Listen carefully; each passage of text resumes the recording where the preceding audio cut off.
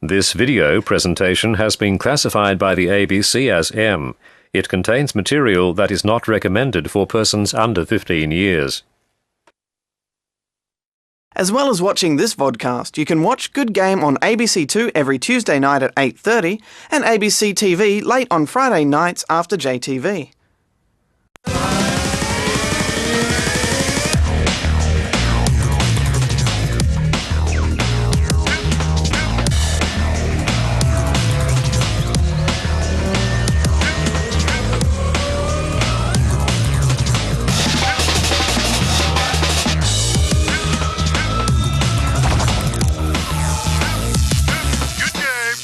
Hello and welcome to Good Game, the show for gamers, by gamers. I'm Junglist. And I'm Barjo. Massive show this week, gamers. We'll be handing down some chickens to a game that rewrites history as if the Cold War never ended.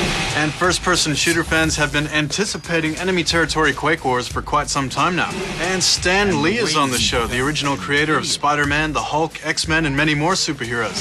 But before all that, it's time to boot up those memory cells. Can you guess the name of the game this week? Now, Jung, this one is a little bit easy, so we're just going to give you some sounds.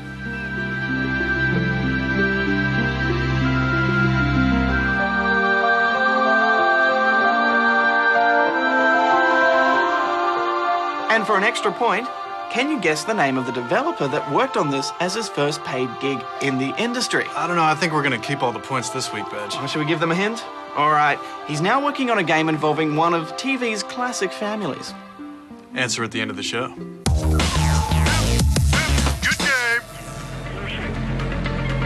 World in Conflict is a brand new entry into the crowded real-time strategy market, but it comes armed with a revolutionary multiplayer system and a tense and involved single-player campaign to boot. The game is set in an alternate universe where the Cold War never ended and America was invaded by Russia. It's up to you to push him back to the sea. Ah, yes, that old chestnut. You know, the whole alternate history thing, Resistance Fall of Man did it, Freedom Fighters, Turning Point, but that's not to say it's a bad idea. World in Conflict sees you fighting in several locations, including a faithfully recreated Seattle and the obligatory inclusion of New York City. And just so they could call it World in Conflict, there's also a few missions in Europe. That said, the developers have spent a lot of time crafting a believable and engaging storyline that attempts to get the player emotionally involved, and on this point it succeeds very well.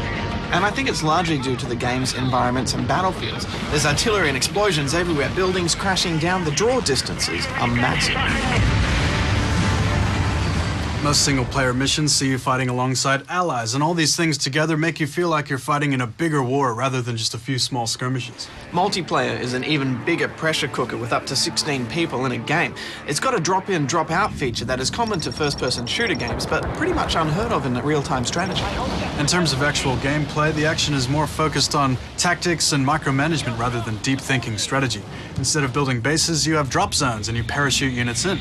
You only have a small amount of reinforcement points available to you and only a handful of units at the same time.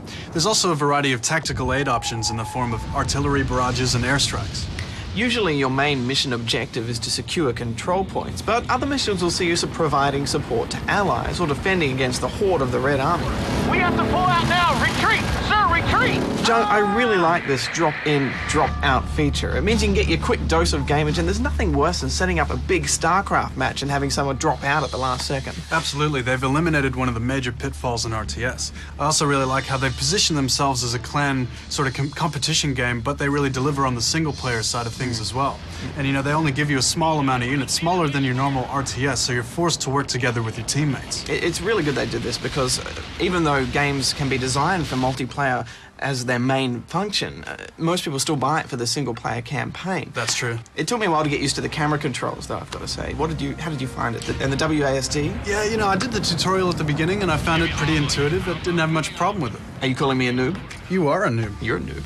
You're a noob. I did find it a bit difficult, though, to tell where your field of vision starts and stops. You can see all the terrain, but the fog of war is not, you know, it's black and white, so tanks pop out of thin air. It's a small flaw, but it's there.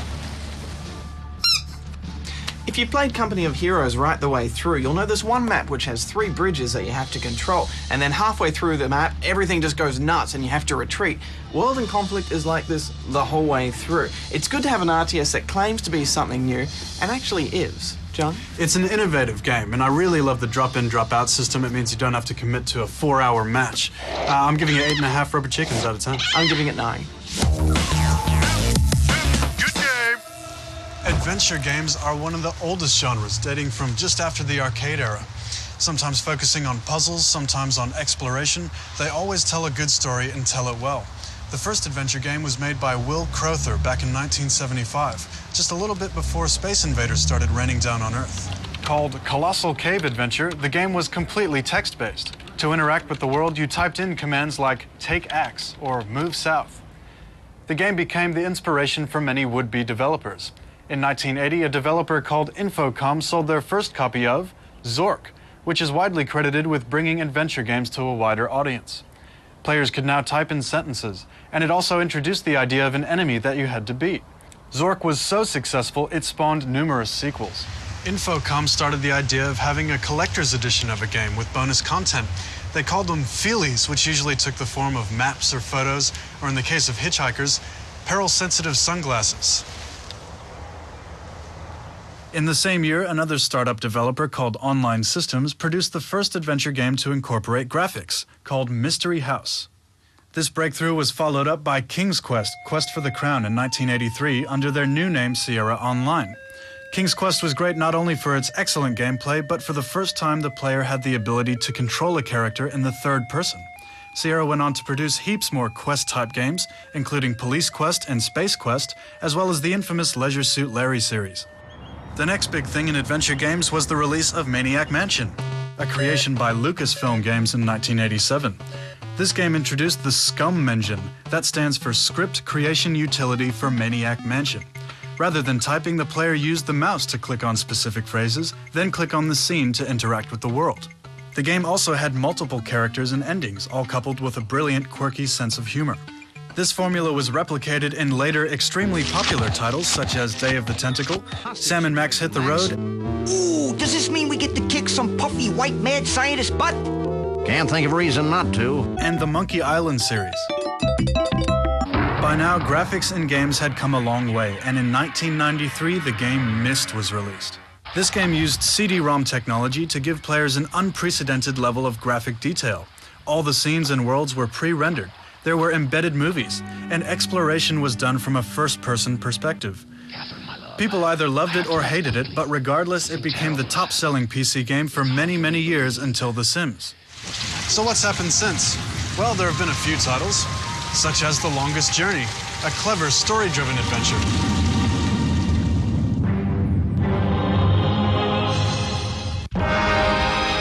But generally speaking, the adventure genre isn't doing too well these days, until you think of your favorite games and realize there's many adventure elements in them. Roaming the huge countryside in Oblivion, swinging on vines with pistols drawn as Lara Croft, and hiding in your first PvP zone so you don't get ganked in World of Warcraft. So although adventure is a dying breed, the storytelling, the exploration, the immersion lives on in these other games. And although it started from the humblest of beginnings, the adventure genre laid the foundation for many of the games we play today. You know, Jung, I've played Dreamfall: The Longest Journey, and it kind of was DOA for me, dead on arrival. I just feel like the adventure part of it wasn't enough to keep me interested. Yeah, you need other stuff to combine with it now, like the hybrids. You know, I think it lives on in games like Heavenly Sword and God of War, the action-adventure series. We'd love to hear your thoughts. Jump on the forums, but now... Quarter Circle A.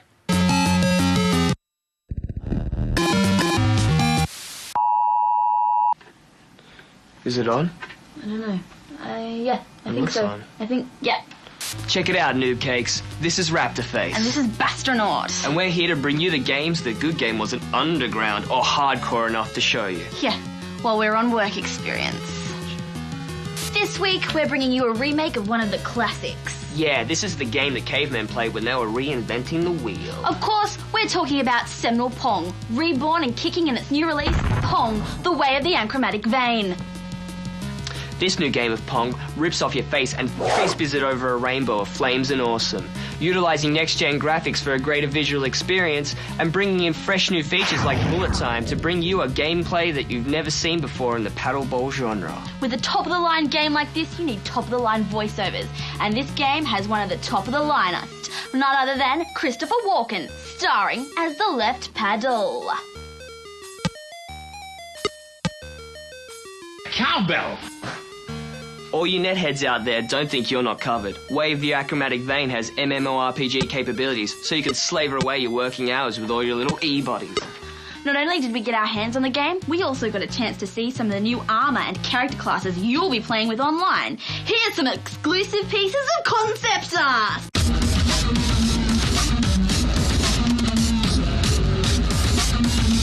Well, I don't know about you, Raptorface, but after playing this game, I was totally blown away. It seems they've really refined their formula.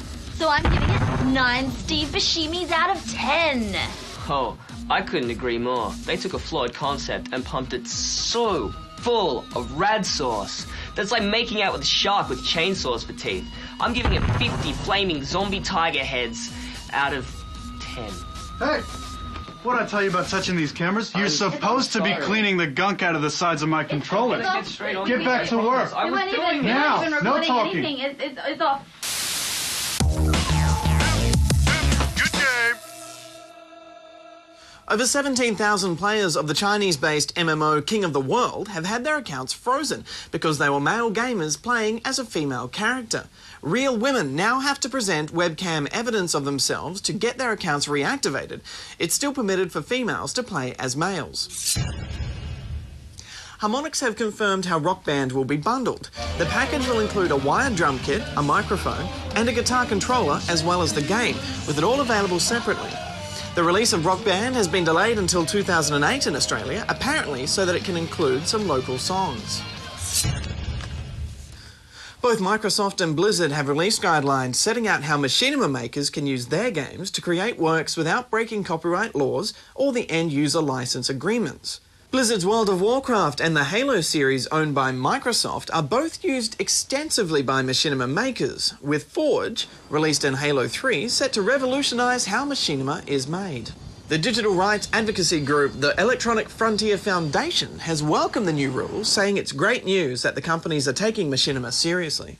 Good game. Cartoon superheroes and video games seem to go together like awesome sauce on Leetbix. Whilst in E3, I met a personal hero of mine, Mr. Stan Lee, the creator of X-Men, Fantastic Four, Silver Surfer, the Hulk, Captain America, and Spider-Man.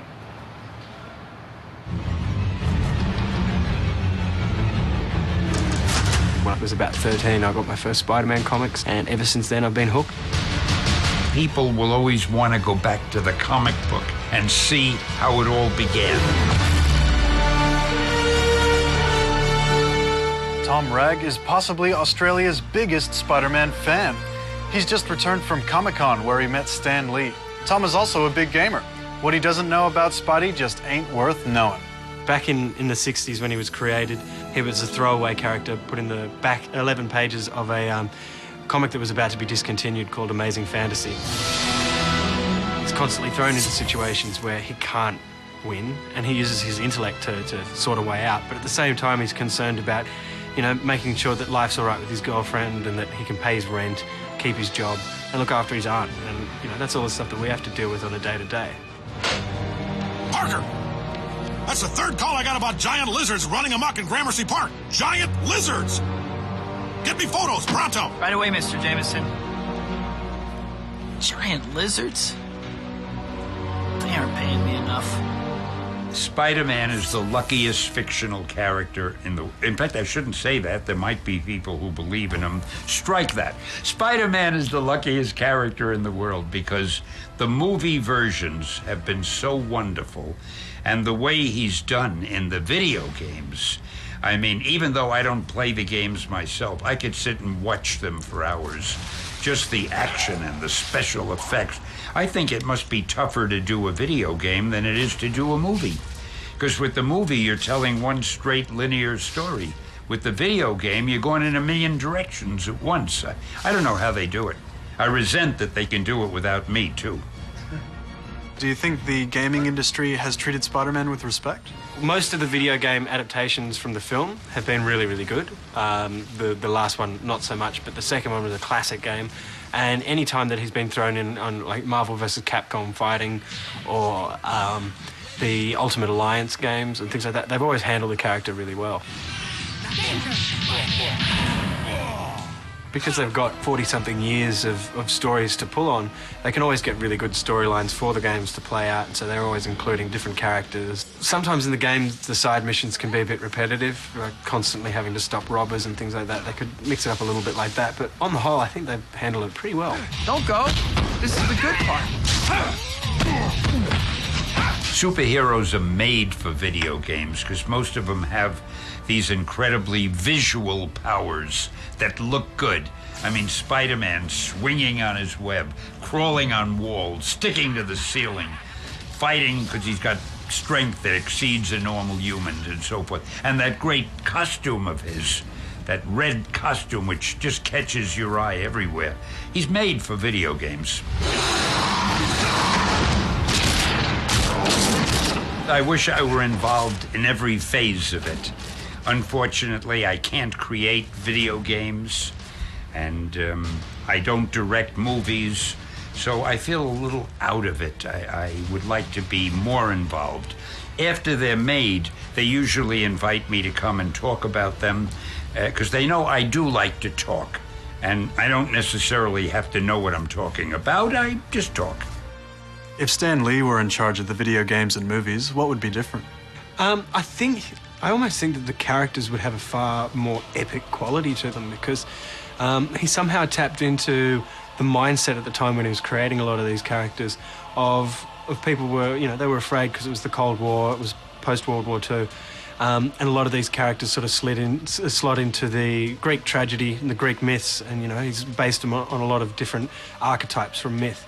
And I think if you could do that with video games and films, whether that's creating new characters or building on the characters he already created, I think that'd be a really good thing.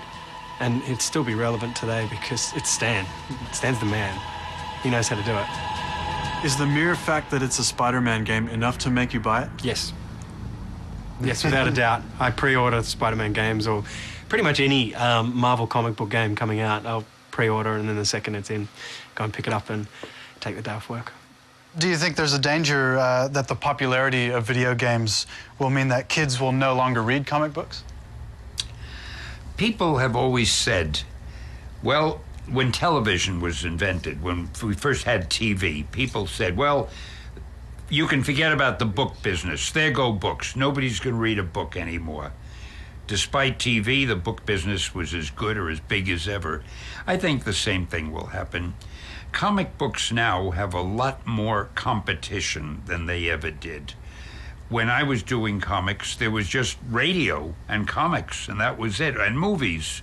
Today, you have TV, you have video games, you have computers, you have iPods, you have cell phones. I mean, there's a million things vying for everybody's attention. So comics may never be quite as big as they were years ago, but I think they'll always be around. And as long as the video games and the movies are as exciting as and as successful as they are, I think people will always want to go back to the comic book and see how it all began. Good game.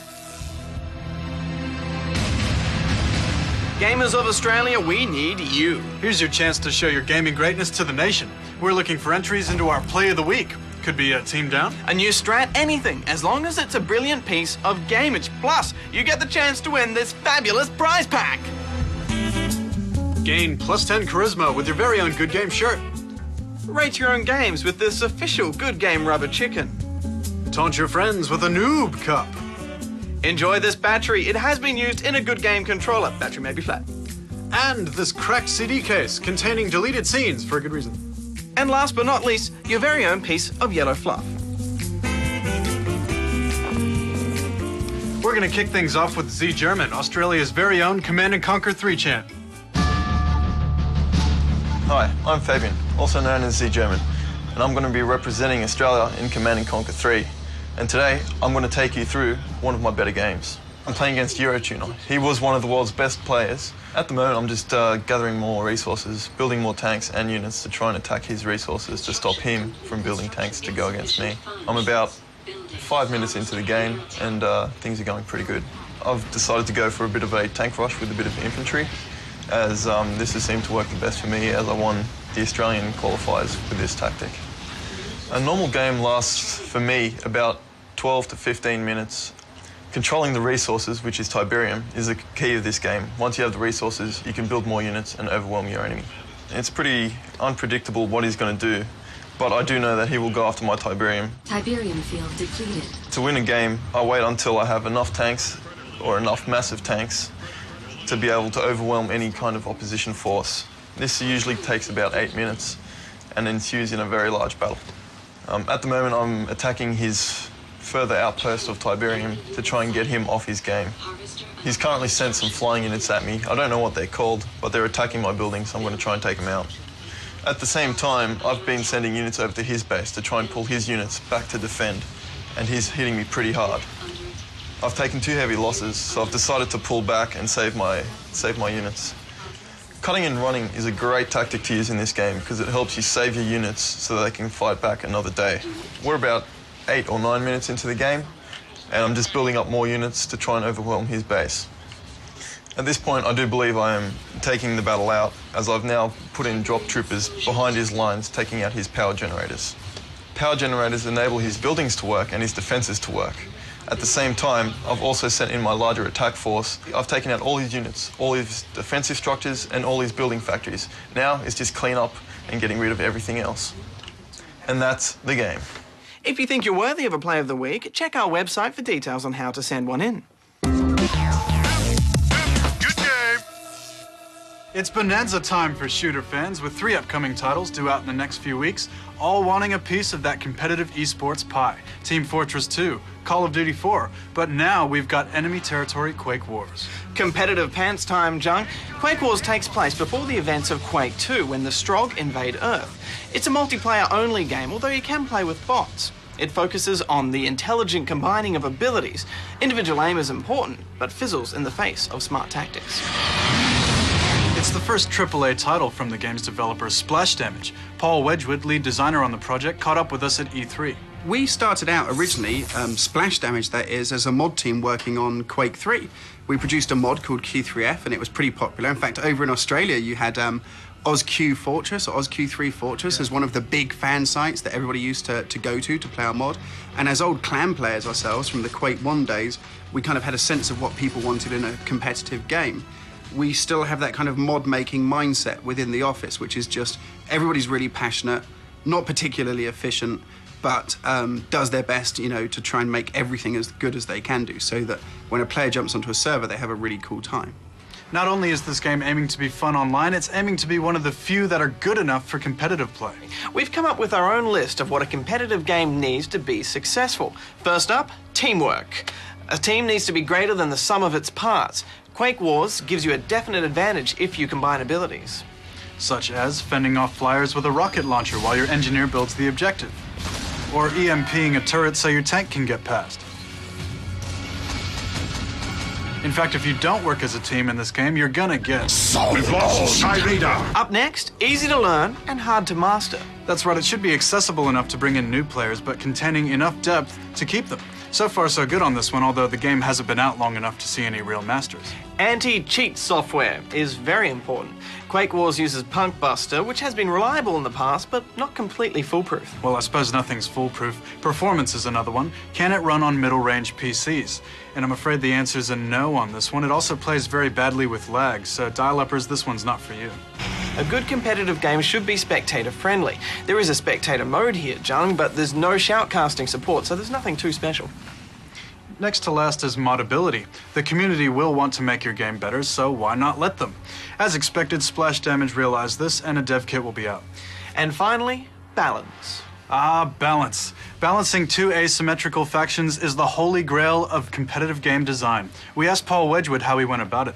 What we have is 4 different approaches to play testing. We have production testers at Splash Damage, which are ex-pro players, usually from sponsored clans like Return to Castle Wolfenstein teams and stuff.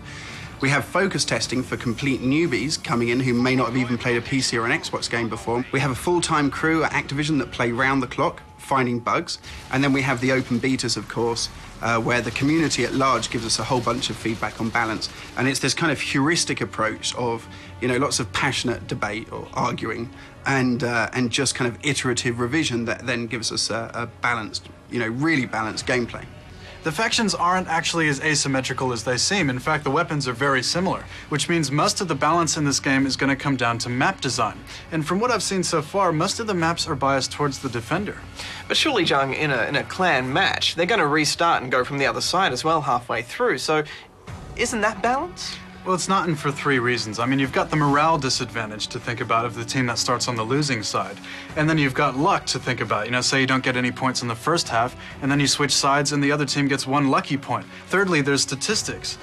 When you have one side that's easier than the other, it skews the scores downwards and closer together, which is not an accurate depiction of skill. But are we really just splitting hairs here? Because at the end of the day, the best team is still going to win. But we've seen this before in games like Counter-Strike, where you have a choice between one map that's balanced on both sides and one that's biased towards one side. The competitive community far prefers the balanced one. And it really needs the old ET community to get behind it as well. However, when a game like this is released, it tends to split the community, thus making it weaker. It has some imaginative objectives. For example, one map is split in 2 by a portal, another one requires you to use little drones to fly through vents to complete objectives. Thank you. If you're not heavily into clan-based and teamwork-based gameplay, you're going to be finding yourself wanting a little bit more. It's not really for the casual gamer, Jung. I'm giving it 6.5 out of 10. Yeah, it feels less like a mod and more like a game to me. Clan matches in Quake Wars will end up somewhere in between Battlefield 2 and old enemy territory, where small teams have to practice complex maneuvers in order to get objectives done. I also like the fact that we got this before the US, so I'll finish off with a nee. From a competitive perspective, I'm giving this 8 out of 10 rubber chickens. Good game. Well, almost time for us to log, Jung, but did you guess the name of the game for this week? And did you guess the name of the developer who worked on it? I started over as a game tester, and I tested Tomb Raider. I was actually one of the first original Tomb Raider testers back in the day. So, yeah, I've been doing this for a while, so it's wonderful to still, you gotta love games to be in game design. You have to. He's now working on the Simpsons game due out later this year. Tomb Raider was released in 1996, and it was praised for its complicated storyline, revolutionary graphics and soundtrack, and of course, its main character, Lara Croft. It was one of the first games to have a female lead, although they did cop a bit of flack because of disproportionate body parts. Next week is all about balls as we take a look at FIFA 08. It's a goal and they're in front. And I play rugby, well, virtual rugby, against the Wallabies. Can they take me down in the ultimate of sporting trophies, the Waffle Cup? And Lux takes a look at online bullying. Who does it, why, and how you can avoid it happening to you. Don't forget you can watch Good Game on ABC2 or ABC, as well as being able to download or stream the show from our website. And as always, we're keen to hear your thoughts on the show or any games you've been playing, so leave a message on our forums. Till next time, gamers, Junglist out. Bajo out.